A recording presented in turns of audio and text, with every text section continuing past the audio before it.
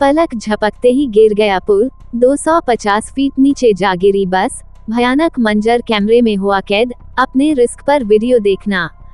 Vietnam में आए भयानक तूफान यागी के कारण मरने वालों की संख्या बढ़कर 60 हो गई है।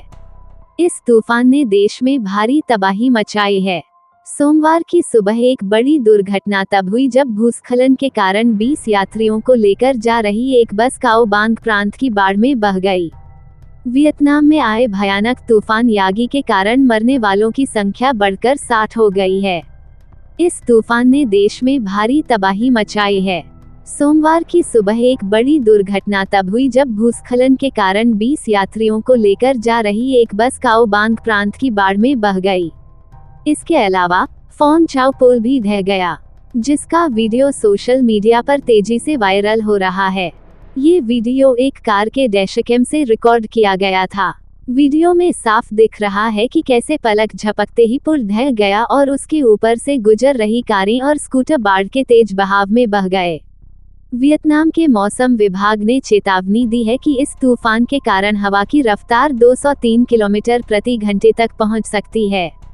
अधिकारियों के अनुसार पिछले 10 वर्षों में ये देश में आने वाला सबसे शक्तिशाली तूफान है। तूफान के कारण पूरे देश में भारी बारिश हो रही है और बिजली की आपूर्ति बुरी तरह प्रभावित हो चुकी है। करीब 30 लाख से ज्यादा लोग बिना बिजली के अंधेरे में रहने को मजबूर हैं। इस तबाही ने देश की जनजीवन को पूरी तरह से अस्त व्यस्त कर दिया है और हालात बेहद गंभीर हैं। तूफान यागी के कारण नदियों का जल स्तर भी खतरे के निशान को पार कर गया है। उत्तरी वियतनाम में कई नदियां उफान पर हैं, जिससे बाढ़ की स्थिति और भी खराब हो गई है। सेना, दमकल विभाग और अन्य आपातकालीन टीमें बचाव कार्यों में जुटी हुई हैं, लेकिन स्थिति की गंभीरता को देखते हुए राहत कार्य तेजी से करने की जरूरत है। इस भयंकर तूफान में अब तक 240 से अधिक लोग घायल हो चुके हैं और मरने वालों की संख्या बढ़ने की आशंका जताई जा रही है। वियतनाम के प्रधानमंत्री हो डुक फोक ने सोमवार शाम एक बयान जारी किया, जिसमें उन्होंने बताया कि फोन चाओ पुल के ढहने की घटना सुबह लगभग 10 बजे हुई। इस हादसे में 10 कारें और 2 स्कूटर पुल से गिरकर बाढ़ के तेज बहाव में बह गए। इस दुर्घटना ने वियतनाम के लोगों में डर और चिंता को और भी बढ़ा दिया है। बचाव दल अभी भी लापता लोगों की तलाश में जुटे हुए हैं, लेकिन लगातार हो रही बारिश और तूफान के कारण ये कार्य और भी मुश्किल हो गया है।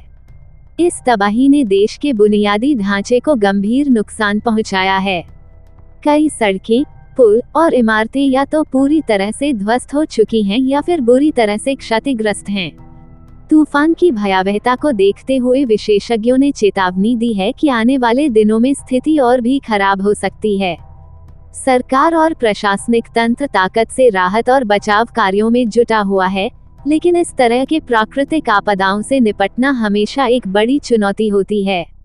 वियतनाम में ये तूफान लोगों के जीवन पर गहरा प्रभाव डाल रहा है। लोग अपने घरों से बेघर हो गए हैं, कई परिवारों ने अपने प्रियजनों को खो दिया है और आर्थिक नुकसान भी भारी हो रहा है। तूफान के बाद राहत कार्यों को सुचारू रूप से चलाने के लिए सरकार को अंतर्राष्ट्रीय मदद की भी जरूरत पड़ सकती है।